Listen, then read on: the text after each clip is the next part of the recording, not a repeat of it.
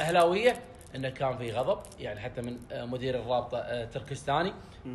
في كل صف في التراس الاهلي في منظم يوجه الجماهير.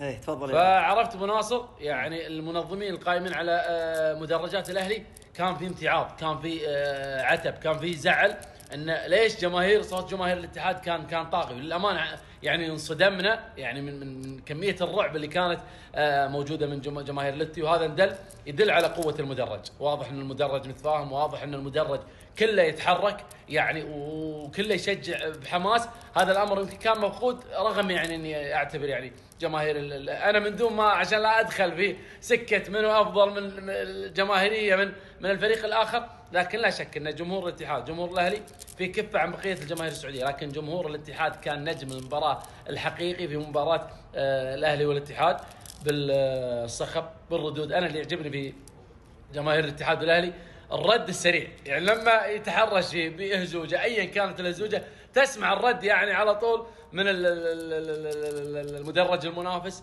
وهذا شيء صراحه عطى بالنسبه لي، حتى يمكن اذا تابعنا يمكن الكل يتفق ان الشوط الاول كان شوط سلبي، ما في يعني اي هجمه، ما في اي كوره خطره، ما في اي يمكن حماس، وكان شوط سلبي بامتياز. نجم المباراه الاول والاهداف شفناها في مدرج الفريقين. لذلك انا اغبط واحسد جماهير الاتحاد او الاتحاد على جمهوره الكبير اللي يستحق في هذا الموسم، اذا ما كانت رحلتين بالدوري والكاس اكيد انه يستحق التتويج ببطوله واحده على الاقل باذن الله. طبعا انت رحت حضرت في الشوط الثاني مع جمهور الاتحاد. قدامي يا سلام يعني عليك. مو تقول فار، انا الفار حق جمهور الاتحاد. يا سلام عليك. اجل الظاهر انك كنت وياهم في حمله الدقيقه 70. حمله جميله، ترى في كل مباراه يمكن ما عندك علم في كل مباراه. انت عرفت المعلومه منك. انا للامانه يعني ما ركزت في الديربي هذا، يمكن من كثر الامور الايجابيه والنجوميه اللي وصلها جمهور الاتحاد ما تركز على مثل هذه يمكن خلينا نقول الحملات اللي تعرفها انت كاتحادي.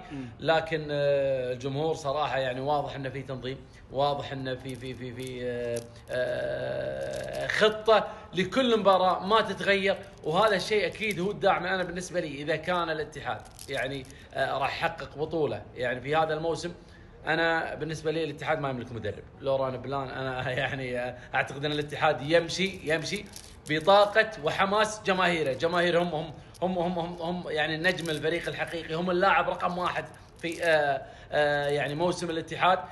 كل ما شفنا اللاعبين يعني في المباراه هذه شفنا حسام عوار غايب عن النجوميه، كريم بنزيما، لكن جمهور الاتحاد يعني قدر انه يبقي فريقه صراحه. انا بالنسبه لي فهد لو اني كنت لاعب يعني في المباراه والله العظيم راح اعطي الجمهور هذا 200%، مو بس 100%.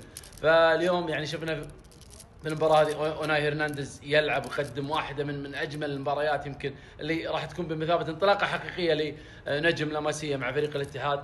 جمهور الاتحاد والله في خانه يا ابو ناصر، وبقيه الجماهير في خانه اخرى، لذلك برافو. وانا يمكن حتى بعد المباراه وصلتني رسائل من جمهور الاتحاد تقول ننتظرك تحضر مباراه في ارض الاتحاد، في ارض الاتحاد جمهور الاتحاد عشان تستمتعوا. هذا اول شيء راح اسويه ان شاء الله في المباراة القادمة بروشة بإذن الله. يا جمهور الذهب الرجال بيكون معاي إن شاء الله في إحدى المباريات بإذن الله. بإذن الله أبرك السعادة. الله يبارك في عمرك يا أبو ناصر، يا مرحبا ومسهلا.